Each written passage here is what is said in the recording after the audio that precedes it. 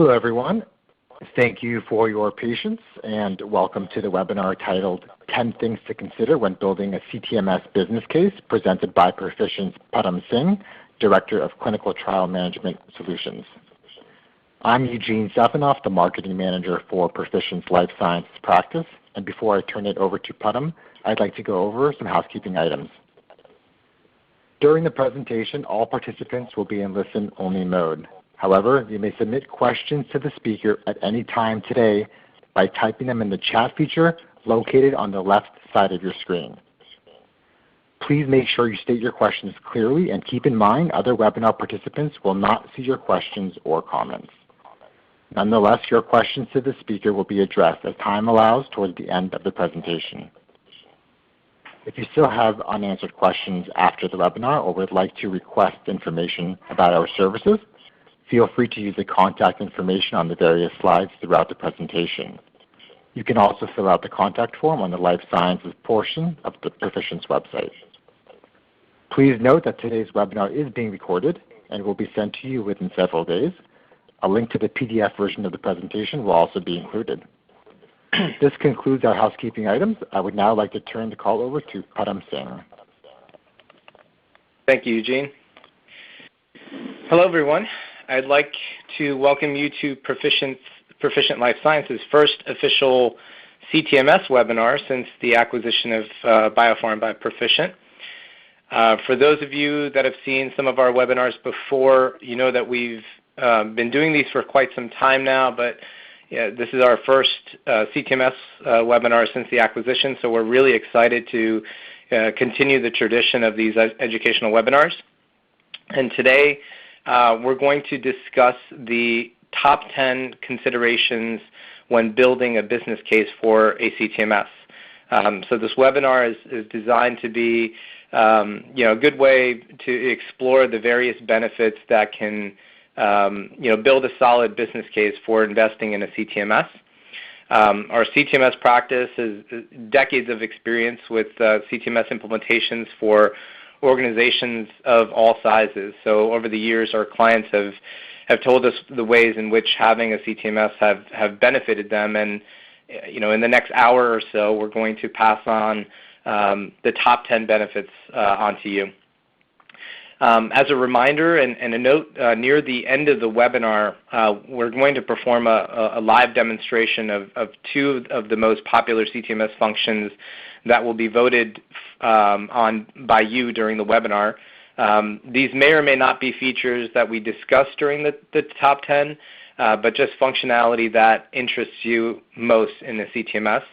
And since many of the people on today's webinar may not have had the opportunity to see a demonstration of a CTMS, specifically, Siebel Clinical, we're going to use part of our webinar to give you a flavor for what Siebel and our accelerator solution Ascend have to offer. So we're going to have a poll question near the end of the webinar where each of you will vote, and I'll demonstrate the most popular topics as time permits. So let me start out by introducing myself. My name is Param Singh, and I'm the Director of the Clinical Trial Management Solution practice within Perficient's Life Science Business Unit. And I've been working in the industry since 1999, and during that time, almost exclusively been working with the Siebel CTMS product. I've been with Perficient's Life Science Business Unit for over 6 years, and that's including my time at BioPharm, of course. And before that, I was part of Accenture's pharma R&D practice and leading Siebel CTMS implementations there as well. And so overall, I've been a part of over 30 implementations of Siebel CTMS. And these all vary from implementations for pharmaceutical companies, CROs, medical device companies, academic research organizations. And they also range from anywhere from 5 to 10 users to global implementations of over 4,000 users. So with each type and size of the organization, that has their own approach for selecting and implementing the solution. And a lot of what we're going to discuss today is direct feedback from those clients from over the years. So let me also start by introducing some of you to our company, to Perficient. For those of you that who might not know, Perficient is a large global information technology consulting organization, and we serve clients mainly throughout North America and Europe. And really our strategy and goal is to help provide business and technology solutions for companies to be able to be more efficient in what they do on a daily basis. One of our primary goals is to work with clients not only to deliver solutions, but also to really just become a partner, with those organizations, long-term partnership. And we don't necessarily just want to implement a solution and walk away. We want to continue to be there and help you provide solutions and for you that help you meet your business needs. So Perficient was founded in 1997. Again, you'll see that we have many offices throughout the United States. We also have some global offshore resources in different countries as well. We have a sizable workforce in which resources are aligned to specific technologies or industries and have established themselves as respective thought leaders in their area of expertise. And you can see here that, again, repeat business is one of our huge targets that we like to talk about because we want to build those partnerships with organizations. And this is just a slide here that just shows some of the areas of focus that we have across our global consulting organization, where we bring expertise around the various business solutions and technology solutions that we bring to our clients. So a little bit about the life science business unit, the sort of brand new life science business unit within Perficient. A lot of you probably know the name Biopharm Systems and have heard it for years in the life sciences space. We were acquired by Perficient on April 1st of this year, and now we are the life science business unit within Perficient's industry groups. Our team of experts has remained completely intact, so our services and offerings and applications are still the same across the life sciences arena. And we still have 4 distinct practices or focus areas within our business unit. I lead the clinical trial management solution practice, where we focus on CTMS, our Ascend accelerator solution, and also mobile CRA. We also have the clinical data management group, the clinical safety and pharmacovigilance, and clinical data warehouse practices as well. That focus on their own set of products, applications, and offerings. And so with each of our practices, we offer the same level of industry and technology expertise as we always have in implementing and hosting the various applications that we support. And I'd like to just wrap up the introduction just by talking a minute about our CTMS practice and explain a little bit more of what we do. We provide a variety of services and products related to CTMS. We manage implementations of Siebel CTMS, whether those are custom implementations or implementations of our Siebel Clinical Accelerator, Ascend. Also, if you've seen some of our previous webinars, you know that we do extensive work in integrations in and out of Siebel CTMS and related systems. Our approach to system implementations is very process-focused, and we also provide our process consulting services to help organizations define and harmonize their SOPs and business processes across their organization with respect to clinical trial management. And we also offer comprehensive training services and products related to Siebel CTMS and our Ascend solution. So this is just a glimpse of some of the services and products that we offer in the space. And for more information, feel free to visit our website or contact us directly. So with that, let's move on to today's agenda. So, as soon as we cover the agenda slide here, we're going to jump right into reason number 10 of why you need a CTMS, or the top 10 considerations to building a business case for that. And then we'll work our way down to number 1. By the end of the webinar, we hope you'll have more than enough information to sort of start to build your business case. After we finish with the top 10, we'll actually do that vote on the live demonstration. The features for live demonstration will tally your votes and take a couple minutes to prepare, and then dive right into that demo. Remember, when we get to that point, you'll submit your votes through that polling feature when we get to that slide in the presentation. And then finally, after that, we'll wrap everything up with a short Q&A session. And so for questions, if you do have any questions that you'd like me to answer at the end of the webinar, during that Q&A session, please submit them at any time in that chat feature. At any time, those questions will come directly to me, and then we'll answer them at the end during the QA session as time permits. And I also want to remind everybody that we are recording this presentation, and it will be posted on our website in a couple of days. All right, with that, we'll get started. So consideration number 10, simpler maintenance. So maintain one commercial system, usually with the support from the vendor, rather than multiple spreadsheets and or homegrown databases. So why is this simple, and why is this important?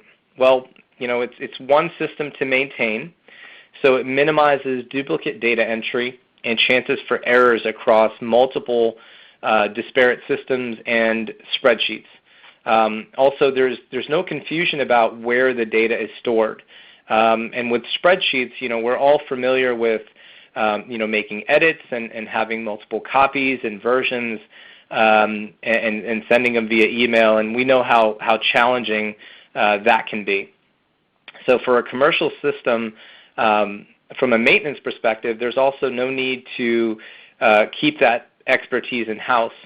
You can rely on the software vendor, or in our case, the implementation vendor, for all of your updates, your bug fixes, patches, etc. And if you go with a hosted option, there's even less maintenance as you outsource all of your IT infrastructure for that system as well. So with all of this sort of overhead eliminated, you can really just focus on your core business of managing trials without the need to really having all of that expertise in-house to sort of maintain the application or the hardware that's related to the system. Consideration number 9 for your business case is having a centralized investigator database where you can store past, present, and future investigator information in a centralized location that can be queried or searched during site selection, making that site selection process a whole lot easier.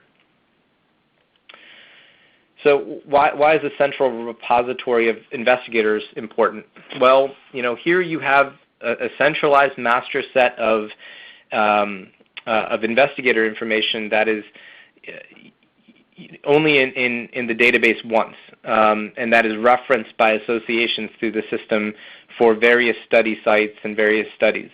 So this association, or this relational database in one location, really keeps that data integrity intact. So when and if there are changes to the core investigator data, that change is only made once, and it's propagated through all of the associations, making maintenance of that reference data simpler, and it assures that it's clean and up to date. So anytime you make a change, that change is sort of propagated or throughout the application in real time. There's also the capability to capture additional metadata or attributes related to the investigator from a standardized list of drop-down values. So you standardize the way that we're actually tracking this information, storing this information. So not only do you have a centralized system, but you have a standard way of capturing that data. So it's apples to apples, and thus you're sort of keeping within within the standards, and then that makes the application easier to search from and to report from, because we're actually tracking all of that information in one central location using standards, and that's obviously very hard to do when you have disparate spreadsheets and every user is sort of creating their own format of a spreadsheet. So consideration number 8 is transparent financial tracking. Monitor planned costs versus actual spend versus outstanding balances for investigator payments, site payments, sponsors, and vendors. So financial tracking and accounting for clinical trials is, of course, a very important feature for a CTMS. A CTMS should ensure that all investigator payments, IRB fees, vendor expenses, etc., are all in one place to give a complete financial picture of the study or the country or the site with respect to planned versus actuals. CTMS would enforce business rules and ensure Sarbanes-Oxley compliance through a payment workflow that only allowed payment statuses to be updated by authorized users and appropriate times within the study. Also, by tracking study financial progress, organizations can identify cost savings and better planning for future trials by analyzing financial metrics of past studies. So you can base all of your future plans and budgets based on actuals that have happened on similar studies in the past, and you can sort of get that financial metric out of a system, a robust CTMS system. Another aspect, that this will help with is with the tracking that that organizations are required to do with respect to now the Sunshine Act and aggregate spend. Of course, the financial information in CTMS is only related to payments related to work done on clinical trials, but that's a key component in the tracking that is needed from a Sunshine Act perspective. So the system with this capability will ensure accurate financial accounting from that perspective.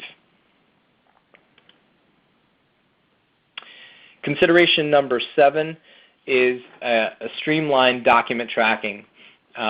Creating standardized lists of documents to be collected over the course of various types of trials and track standardized dates and other information against those lists. So again, why is that important? So in planning, the system enforces that a standard list of documents are to be tracked for each study. So essentially, a CTMS should be enabling your SOPs for documents being tracked in a study, and thereby achieving and retaining compliance against those SOPs. So that's really important from a planning perspective and a compliance perspective. In management of that, the system will allow a user to update dates, statuses, and other fields sort of simultaneously, thereby providing a very streamlined process for maintaining those lists of documents. Also, the system will allow for easy searching, filtering, identifying of documents that still require attention, such as outstanding documents or expired documents, or even documents that are about to expire. So, when you're looking at a centralized list of these documents, whether you're looking at them from a per site or per study perspective, but you can also go across the study and say, show me all the documents that are about to expire in the next 30 days, and whether they're on one study or multiple studies, you can actually start to action those items and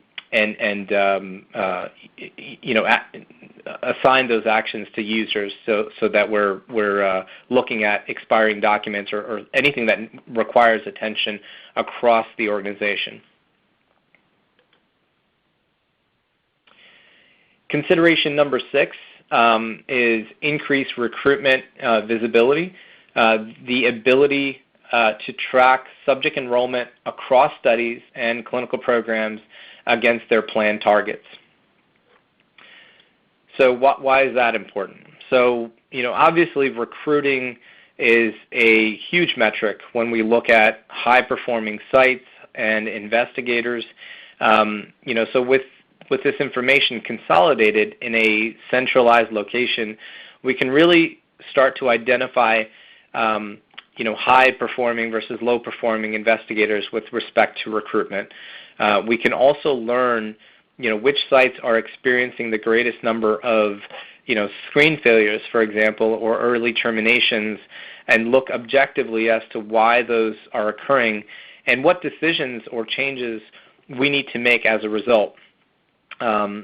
We also can capture metrics on, again, planned versus actual recruitment, and by looking at historical recruitment data, we can plan future studies with a better and more accurate estimates on recruitment. In addition to that, based on accurate recruitment information across studies, we can more accurately plan monitoring resources and even determine things like our data management or other workload based on recruitment and monitoring more accurately. So you can sort of base a lot of related workload and resource management information off of recruitment metrics that are coming out of the system. And the key thing here, when we're talking about that first bullet, identifying high and low performing investigators, if you don't have a centralized system, you might be able to identify sites with recruitment issues within one particular study.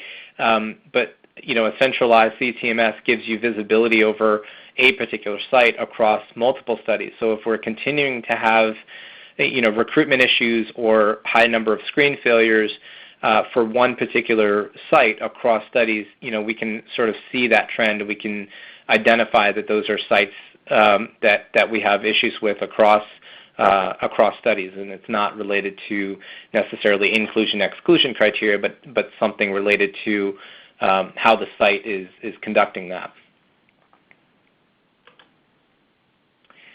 Consideration number 5 is the ability to integrate. This is becoming increasingly important when we talk about CTMS systems. So streamlining processes even further through automated interfaces, integrations with other clinical and safety systems and other related systems. And again, why is this important? So, as we see with any and all systems that we implement, the need to integrate to other systems in the sort of IT landscape is very important. So the same thing is true for CTMS. CTMS needs to be able to integrate with other systems that tie the whole process together, such as safety systems, clinical data management systems, EDC, clinical data warehouse, financial systems from an invoicing perspective and payments perspective, and document management systems. So there's a variety of systems that we need to tie together, this entire process. There will always be a source system for each type of data that we're tracking, but the integration ensures that the appropriate level of data is shared, and then we'll reduce data entry errors and replication of that data manually across the system. So if we're doing that stuff manually, obviously there's a risk of data entry errors. So an automated way of integrating and sharing that data will reduce that risk from a data entry perspective. And that's going to result in obviously fewer data corrections and cleanup effort needed in those systems. With integration, you can also eliminate the need to log into for a user to log into multiple systems to find answers to a particular business question. So with the tested sort of repeatability of an integration, of a tested integration, these processes are completely these processes are completed consistently and quickly. I also want to note here that specifically to Siebel CTMS, it's a very open architected system when it comes to integration. We can integrate virtually to any system with the inherent tools that are available within Siebel.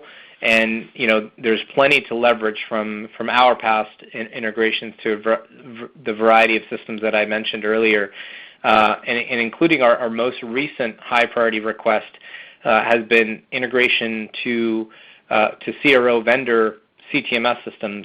So the more and more we see sort of outsourcing as a part of a standard business model from sponsors and outsourcing that clinical trial management to CROs, we're still seeing, obviously you still want to have that management data within, in-house to be able to drive decisions and run metrics and reports off of. So we're seeing a lot of high priority requests to see an integration between a sponsor CTMS system and a CRO's CTMS system. So that's, some of the most recent, integration trends that we're seeing in the industry. So consideration number 4 is greater compliance, really adhering to regulatory requirements and guidelines through user access controls, enforced processes, and behind-the-scenes tracking, such as audit trails. So with a centralized commercial system like Siebel CTMS, these systems are much more easier to validate and to keep controlled than obviously spreadsheets. So it's much easier to control access and have processes in place for granting and revoking access. You can also have different levels of access in the system, as a whole or a specific set of data.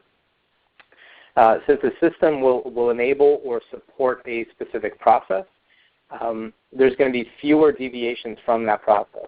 And as we've mentioned before, you end up with a greater adherence and compliance to SOPs, for example.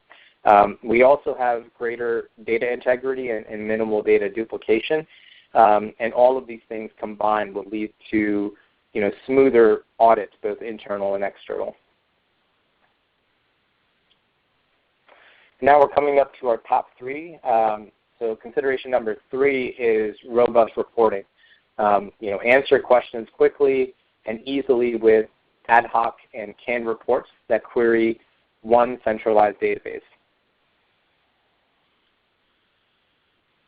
So why is that important? Of course, what you put into a CTMS is only useful if we can actually get something meaningful out of it.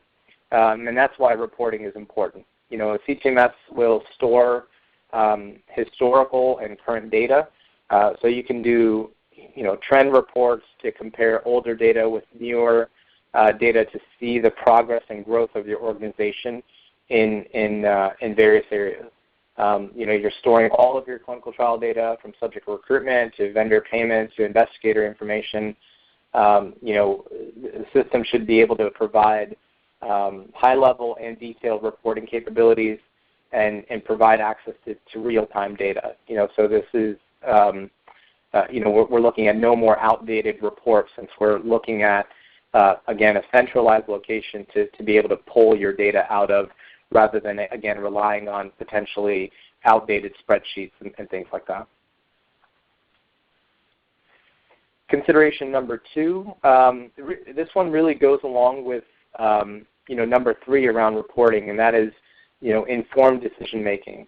The system should help you identify trends and inconsistencies across investigators, trials, and business units.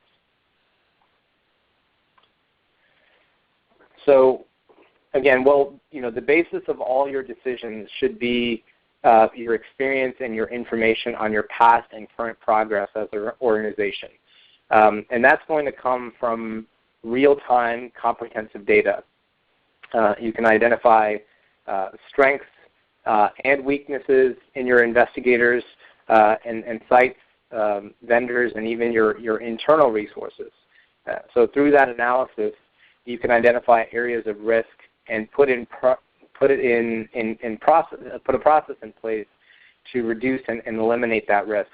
Through real-time analysis, you can change the courses for studies that are in progress, and also plan better for future trials. So, a couple of key things that we've put into our system is really around key metrics that can drive this sort of informed decision making, particularly around one around monitoring, another one around payments. So, how quickly we are turning around trip reports from a monitoring perspective after a visit is complete, or how quickly we're paying our investigators. So really to if you have sort of internal goals and standards of, we need to be able to do these key things or achieve these key milestones on all of our site visits or all of our payments within a particular, sort of goal, you can actually get some analysis out of the system that shows you where you've not met those goals. So looking at those outliers of, where we didn't meet our internal goals around those key metrics, and then start to, make decisions around those outliers, and why I have, start to do analysis on why you haven't met those goals. So, informed decision making around your internal key processes, as well as informed decision making around, again, if you see a large number of screen failures, for example, across multiple sites, that's something that you can identify very quickly and start to make changes to the protocol, for example. So, real-time sort of informed decision that can drive sort of better planning and better decision-making is really a key feature of, again, a centralized sort of robust CTMS.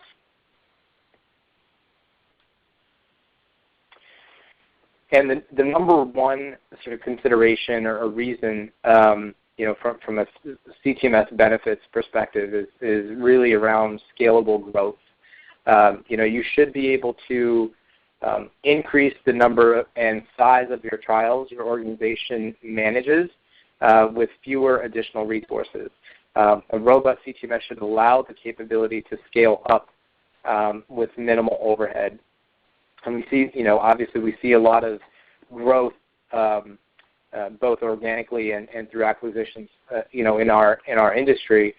So we need to be able to put tools in place that are going to plan for that growth and support that growth and be scalable. So, again, why is that important for an organization making an investment into CTMS? Well, no organization can really afford to spend exponentially to grow exponentially. We really need to have scalable software solutions.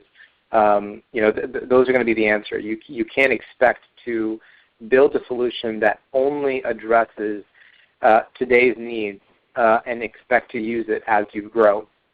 You really have to either either invest in a solution that's already scaled to sort of your target growth, or use a solution that is going to grow with you or scale with you as you grow. CTMS consolidates and streamlines,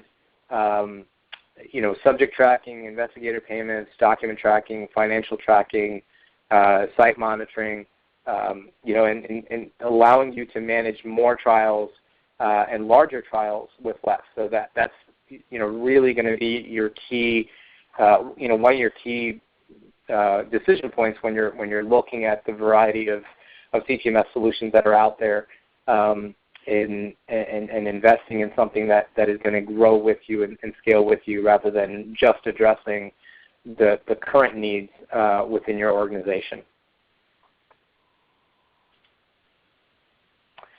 So here's another look at the top 10 considerations for a CTMS business case. So simpler maintenance of the system, a centralized investigator database, robust, transparent financial tracking from SOX compliance and Sunshine Act and aggregate spend perspective, streamlined document tracking, increase recruitment visibility, the ability to integrate, having greater compliance of SOPs and regulatory requirements, robust reporting, informed decision-making, and scalable growth. Of course, there are, of course, other benefits that can be included and that should be included in a business case, such as productivity increases and other cost efficiencies that you can potentially quantify based on your organization today and what a CTMS is going to allow for. Sort of efficiencies in both from a resource and productivity and cost perspective. But again, I hope that the information that we put together today was at least helpful in guiding you as you prepare a business case and some of the key areas that we can actually put into a business case and make it solid.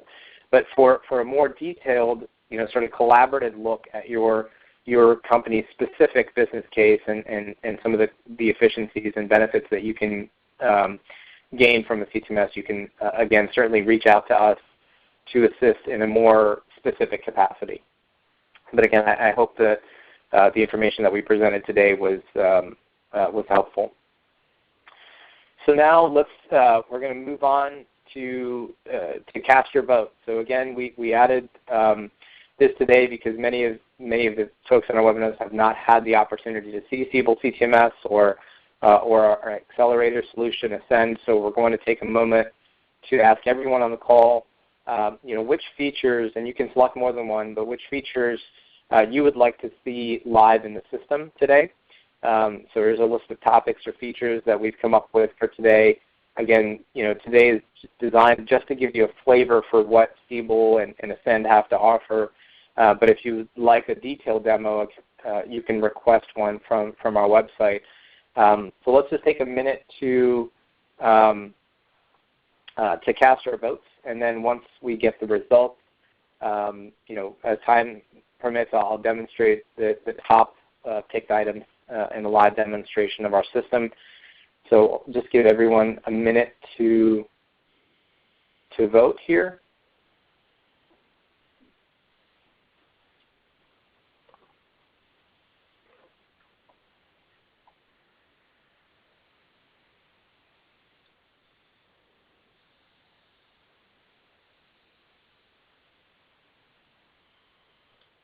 All right. Okay, so hopefully everyone has voted. So it looks like some of the key areas that we want to look at are investigator payments, protocol expense tracking, and subject tracking and recruitment visibility.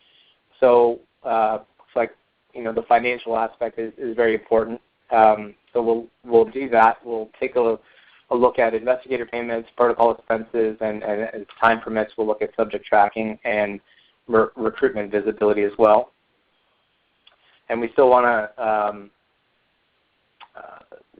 save a little bit of time for Q&A. So I'm going to share my desktop here, and then we'll get started right into the system. And Eugene, I'll look to you to sort of let me know, when we should stop the demo and jump into Q&A. Sure, not a problem. Great. Okay, so let's look at excuse me. Let's look at investigator payments. And investigator payments are actually handled in a variety of different areas within the system. So the first place that we, from a financial perspective, that we on a study level is going to be when we actually set up the study itself. And so what we're going to look at is the subject visit schedule or the subject visit template. And there's a couple of different ways to sort of build these out, but this is basically, it's based on your protocol design and your schedule of per subject visits, all of your subject visits that you're going to conduct on that study. And there's a couple of different ways to set these up. One, and I have two examples in here. We have our procedure-based template. And I'm going to scroll down here. You can, you can do multiple versions, and we'll see that in the other template. So when you have amendments, for example. But essentially, what you're doing is you're building out each of your subject visits. So you have your screening visit, your rescreening, your enrollment visits, etc. So you're basically building these out, and for each visit, you're also detailing what activities or milestones are happening. So this is a procedure level template. So you're seeing individual procedures that are going to be paid for or paid to the investigator once they can, complete that particular visit. So you can see, randomization. If I look at randomization, you'll see checking vital signs, dispensing drug, obtaining informed consent. So all of those have a payment amount against them. So you can, pay down to that level of granularity where, you're looking at individual procedures or tasks that are performed at each visit. The other way to sort of set these up, and it really depends on how you currently do this with your studies, is a milestone-based template, which is set up in a very similar manner. But what you're doing is, and you may have all of the things that happen on that particular visit listed out here, but you only have a payment associated to that the visit is complete. So here we have a milestone payment against the screening visit, and that's all we care about is that the visit is complete. We really don't care that each of the tasks has been completed or not. And you can see sort of the same thing happening on each of the other visits. So enrollment, we just care that the enrollment visit happens, and we're paying $300. So this is basically just a standard at the study level when you set up that study of what you expect to pay investigators on a per visit or a per procedure perspective. When you get down to the site level, so that's the setup of the study. When you get down to the site level, we're going to look at a number of sites here. And what you can actually create a site budget, at the site level. So anything that you want to override, from that standard budget will be in your site budget. So you can see that in this example, for this particular site, we have, the blood test, the standard amount was $50. We're going to put an exception amount for $100. Let me just move this over here so we can see what we're looking at. And you can basically override each of these amounts. So this is, our standard amount, what we expect it to pay, and what we're actually paying this particular site. So you can see that there's complete flexibility to be able to override amounts when you're doing the site negotiations, when you're doing that site setup. You can actually do that exception. And then you also have the ability, and I think I have, here we go. We also have the ability to do a split payment. So in this site's case, where our exception amount is $350, but we also want to split that amount among the primary investigator and the sub-investigator, let's say.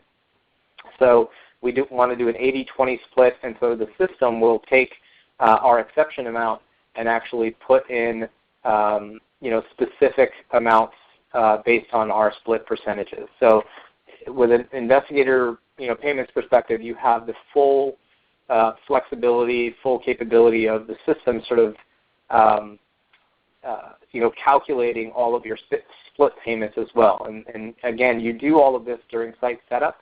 Once you set up the site, as your subjects and subject visits are getting, go into my subjects, as your subjects are enrolling, as they're getting screened and these visits are happening, you can actually see that all of those payments are coming through appropriately. So in midstream, if you're also doing an amendment where you've changed let's say you've added a visit or you've added added a procedure or changed the payment amounts to a procedure during a protocol amendment, all of those amendments will come through as well. So here you see version 1, but if we're currently on now version 2 of that particular protocol and we've screened it and enrolled the patient, you'll see that all of the version 2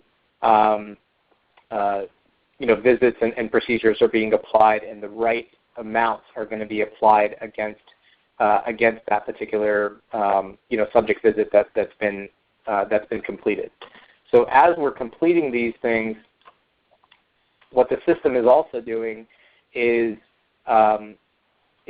bucketing all of these planned and completed visits together under payment activities.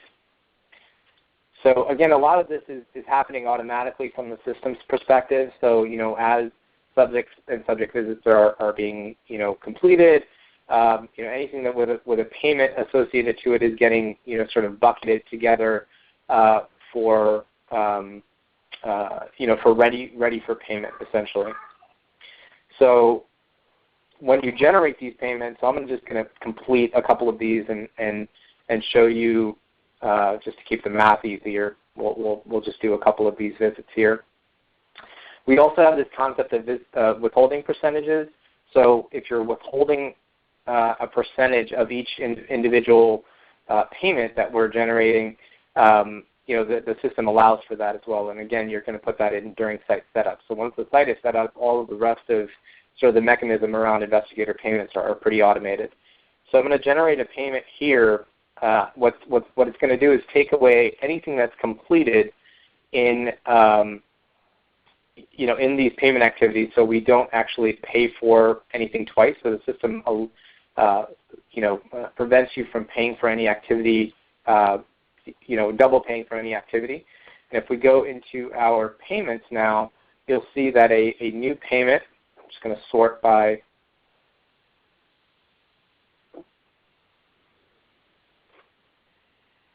I think there's our payment anyway. So you see that the earned amount of $300 for those two activities that I completed. You see the requested amount of $270 because it's already taken that withholding into account.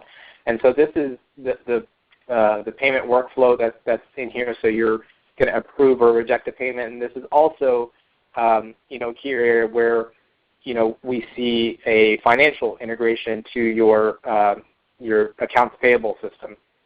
So once the payment request is approved within CTMS, you can automatically, you can create an integration that will automatically send that payment request to your accounts payable system with all the site and investigator details to be able to process that payment.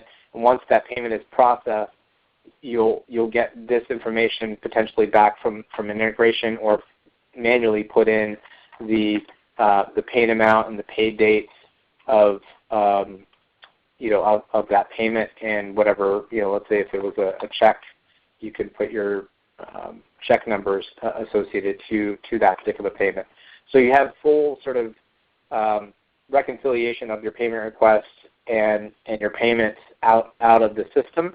And so when investigators contact your organization about a particular payment, you actually have all of those details directly in your CTMS, so you don't have to call finance to get those details. So if I click on one of these payment numbers, I can actually see the details behind that particular payment.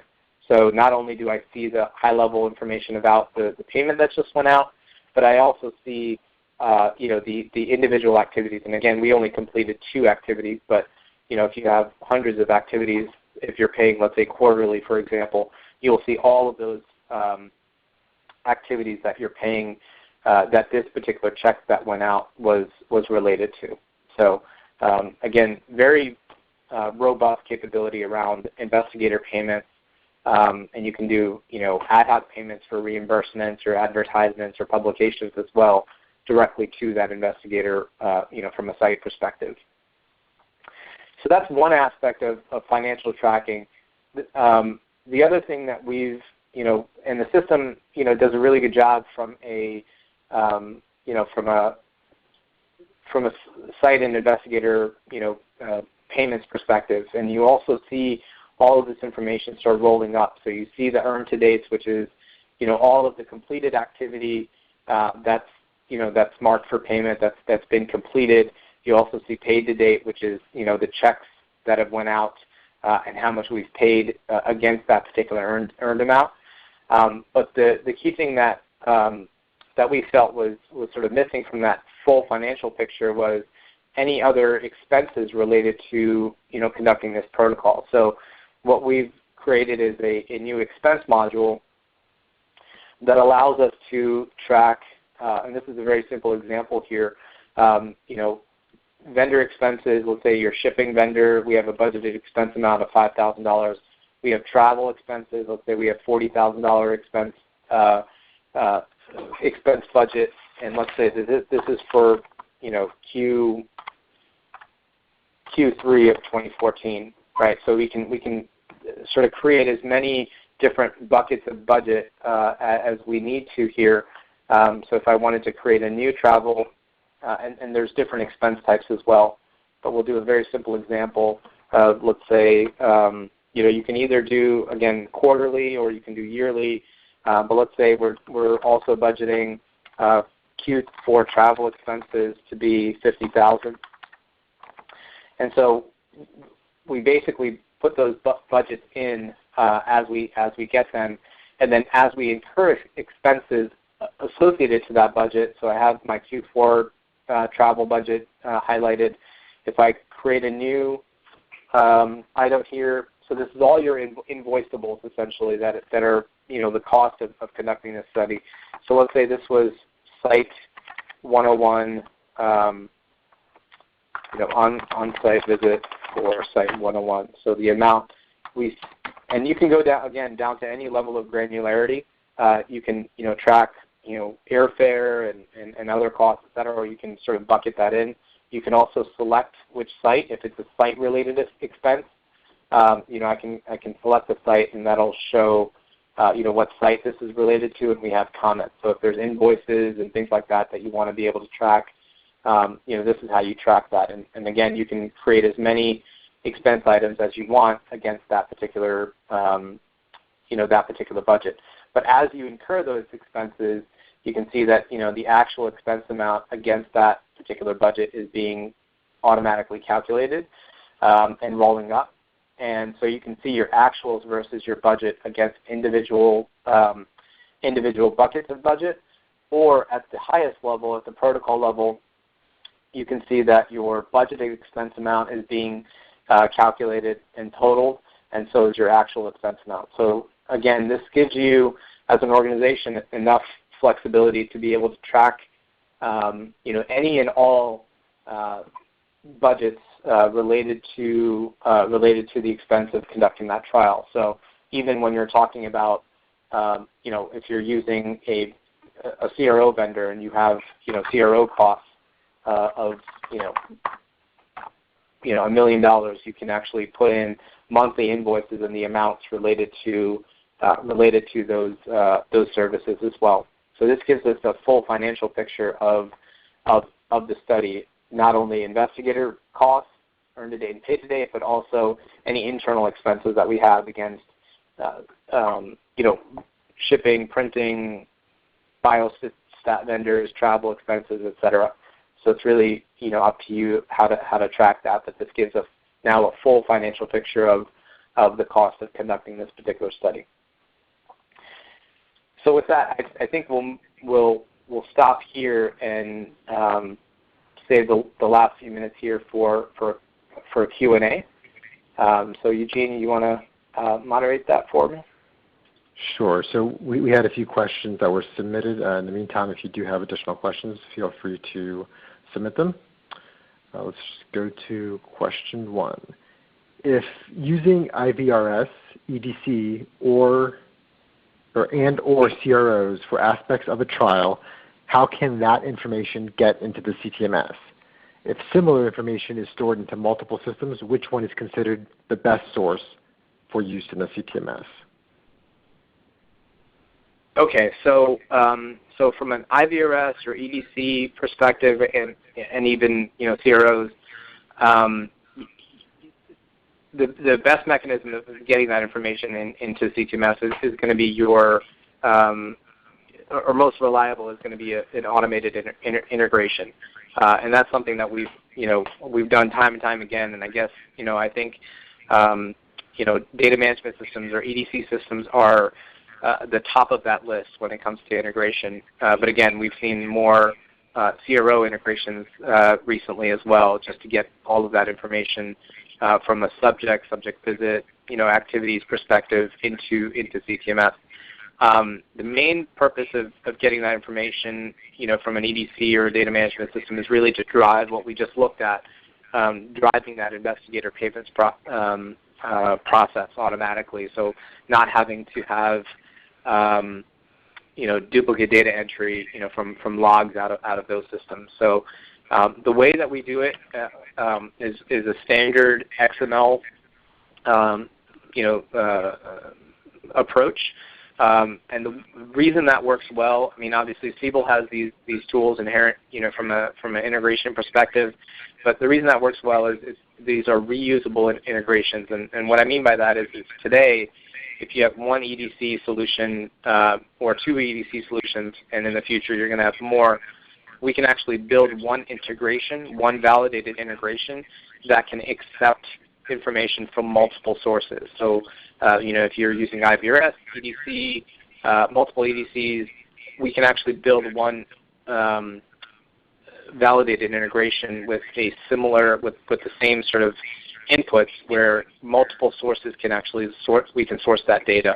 So if you're running multiple studies across multiple EDCs, that ends up being the best way of capturing that information internally. Okay, great. Thank you. So since we are at the hour, I think we'll just wrap up the Q&A. There were several questions that were unanswered. We'll go ahead and respond to those to you via email. And if you do have other questions, feel free to email us or get in touch. Once again, today's webinar is being recorded, and it will be up on the website within the next few days, and we'll also send out the recording and a PDF version of the presentation. We want to thank you for your participation and hope that the information we provided you with today was helpful. Please join us for our next few upcoming webinars. You can see them on Perficient's website. Thank you so much for joining, and have a great rest of the day and evening.